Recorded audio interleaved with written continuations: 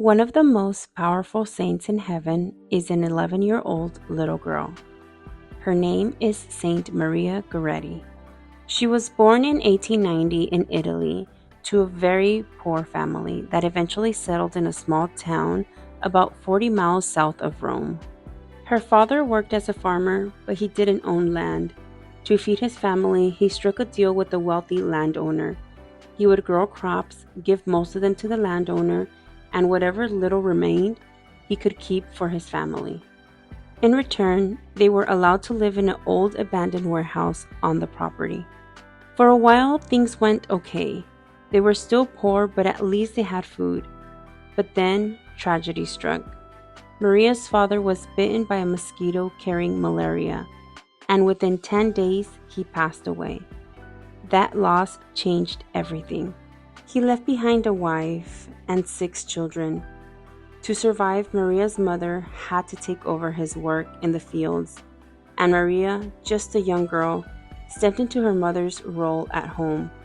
She cooked, cleaned, and cared for her 5 younger siblings. At only 11 years old, she became like a mother to them. Maria accepted these responsibilities with love and devotion. Her only wish was to ease the burden her mother carried. But during this time, the family's neighbor, a 20-year-old man named Alessandro Serenelli, began to take notice of Maria in a dark and disturbing way. He started saying inappropriate, vulgar things to her. At first, she would run away, embarrassed and afraid, but that only seemed to encourage him. Eventually, Alessandro made his intentions clear. He wanted Maria to give in to him, and if she didn't, he said he would hurt her, maybe even kill her. Maria was terrified, but she said nothing to her mother.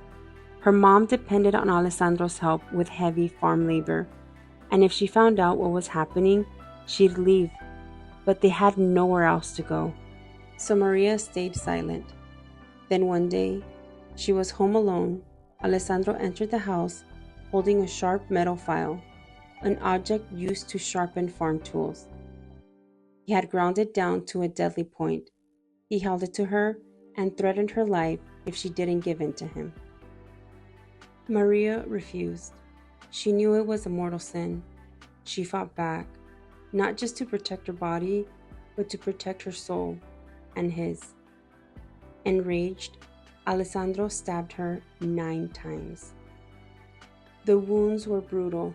6 of the 9 pierced clear through her body.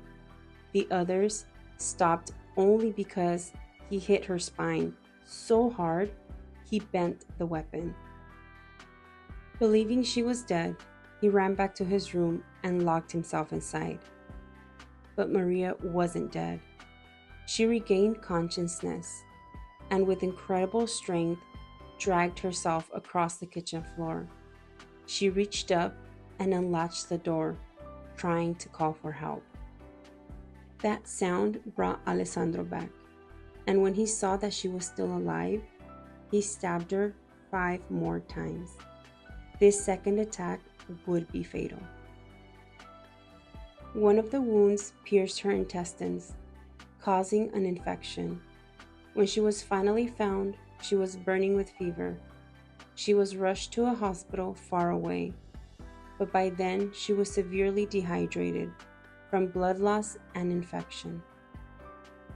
She kept begging the doctor for water, but they couldn't give her any. With her intestines torn, even a sip of water could kill her faster.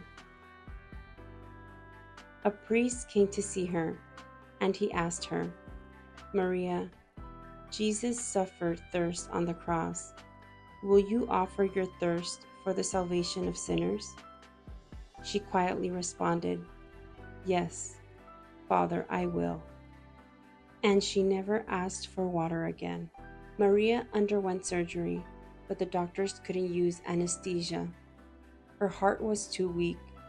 She stayed awake through the entire operation, as they reopened every wound and stitched her from the inside out. She never screamed, she never complained. She offered all her pain for the salvation of souls. Before she died, she said these words, I forgive Alessandro, and I want him with me in heaven forever. Alessandro was arrested and went to trial. He denied everything at first, claiming self-defense. No one believed him, not the court, not the judge. He was sentenced to 30 years in prison. At first, Alessandro was full of hate. He blamed Maria for everything. He would say, "If she had just done what I wanted, none of this would have happened." He was so violent, the prison had to isolate him from other inmates. He spent 6 years in solitary confinement. But then something happened. One night, Maria appeared to him in a dream. She stood in a garden, gently picking 14 white lilies, one for each time he had stabbed her. She said nothing. She simply handed the flowers to him, one by one. In that moment, Alessandro broke. He felt something he never had before, the weight of her love and God's mercy. He asked to see a bishop. He confessed everything and received the sacrament of reconciliation. From that day forward, Alessandro lived differently. He began reading the Bible, praying, and sharing his faith with other inmates. After 27 years, he was released early, not for good behavior, but for genuine transformation. And then, he did something no one expected. He went to find Maria's mother. He knocked on the door. When she answered, he asked, "Assunta, do you know who I am?" She said, "Yes, I do." And he asked her, "Do you forgive me?" She looked at him and replied, "God has forgiven you. Maria has forgiven you.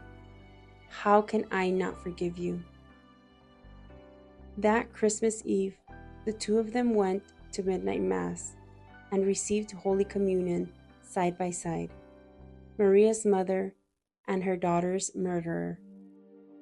Maria Goretti's life was short, but her legacy is eternal. She reminds us that holiness isn't about age, it's about love, mercy, and forgiveness.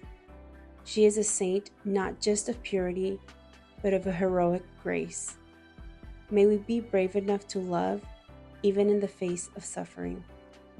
May we be merciful enough to forgive even the unforgivable. And may we live like Maria Goretti.